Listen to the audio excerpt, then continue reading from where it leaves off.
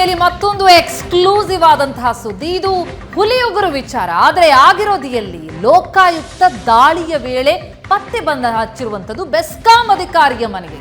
ಬೆಸ್ಕಾಂ ಅಧಿಕಾರಿ ನಾಗರಾಜ್ ಮನೆಯಲ್ಲೇನು ಲೋಕಾಯುಕ್ತ ಅಧಿಕಾರಿಗಳು ದಾಳಿ ನಡೆಸಿದ್ರು. ಆ ವೇಳೆ ಹಲವು ಕಡೆಗಳಲ್ಲಿ ಹಣ, ಒಡವೆ ಎಲ್ಲ ಪತ್ತೆಯಾಗಿದ್ರೆ ನಾಗರಾಜ್ ಮನೆಯಲ್ಲಿ 2 ಹುಲಿಯುಗುರು ಪತ್ತೆಯಾಗಿದೆ. ಲೋಕಾಯುಕ್ತ ದಾಳಿ ವೇಳೆ ಹುಲಿಯುಗುರು, ಗಂಧದ ಮರದ ತುಂಡು ಇವೆಲ್ಲ ಪತ್ತೆಯಾದದ್ದು ಬೆಂಗಳೂರಿನ ಇಂದಿರಾನಗರದ ಬೆಸ್ಕಾಂ ಕ್ವಾರ್ಟರ್ಸ್ ಮನೆಯಲ್ಲಿ.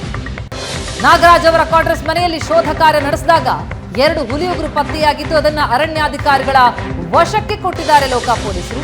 ಆ ಹುಲಿಯುಗುರುಗಳನ್ನ ಕಪ್ಪು ದಾರದಲ್ಲಿ ಕಟ್ಟಿ ಇಟ್ಕೊಂಡಿದ್ರು ನಾಗರಾಜ್.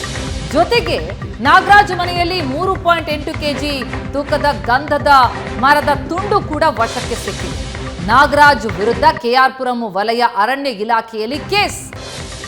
ದೃಶ್ಯದಲ್ಲಿ ನಾವು ನೋಡ್ತಾ ಇದ್ದೀವಿ, ಬೆಸ್ಕಾಂ ಅಧಿಕಾರಿ ನಾಗರಾಜ್ ಮನೆ ಮೇಲೆ ಲೋಕಾಯುಕ್ತ ಅಧಿಕಾರಿಗಳು ದಾಳಿ ನಡೆಸಿದಂತಹ ಸಂದರ್ಭದಲ್ಲಿ ಸಿಕ್ಕಿದ್ದು 2 ಹುಲಿ ಉಗುರು, ಮತ್ತೊಂದು ಕಡೆ ಶ್ರೀಗಂಧದ ತುಂಡುಗಳು.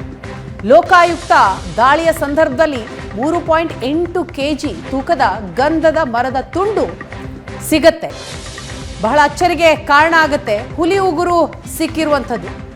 ಬೆಳಂಬೆಳಿಗ್ಗೆನೆ ಲೋಕಾಯುಕ್ತ ಅಧಿಕಾರಿಗಳು ಬೆಸ್ಕಾಂ ಅಧಿಕಾರಿ ನಾಗರಾಜ್ ಅವರ ಮನೆ ಮೇಲೆ ರೇಡ್ ಮಾಡ್ತಾರೆ, ದಾಖಲೆಗಳನ್ನು ವಶಕ್ಕೆ ಪಡೆದಿದ್ದಾರೆ. ಈ ಸಂದರ್ಭದಲ್ಲಿ ಹುಲಿ ಉಗುರು ಹಾಗೂ ಶ್ರೀಗಂಧದ ತುಂಡುಗಳನ್ನು ವಶಕ್ಕೆ ಪಡೆದಿದ್ದಾರೆ ಲೋಕಾಯುಕ್ತ ಪೊಲೀಸರು.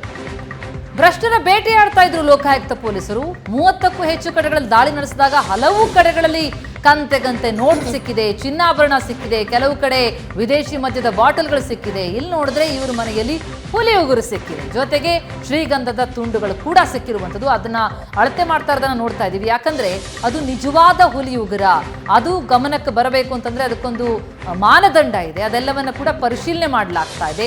ಆ ಪರಿಶೀಲನೆ ಮಾಡಿದ ಮೇಲೆ ಅದು ಹೌದು ನಿಜವಾದ ಹುಲಿ ಉಗುರು ಅಂತ ಪತ್ತೆಯಾದ ಮೇಲೆ ಈಗ ಅದನ್ನ ಅರಣ್ಯಾಧಿಕಾರಿಗಳಿಗೆ ನೀಡಲಾಗಿದೆ.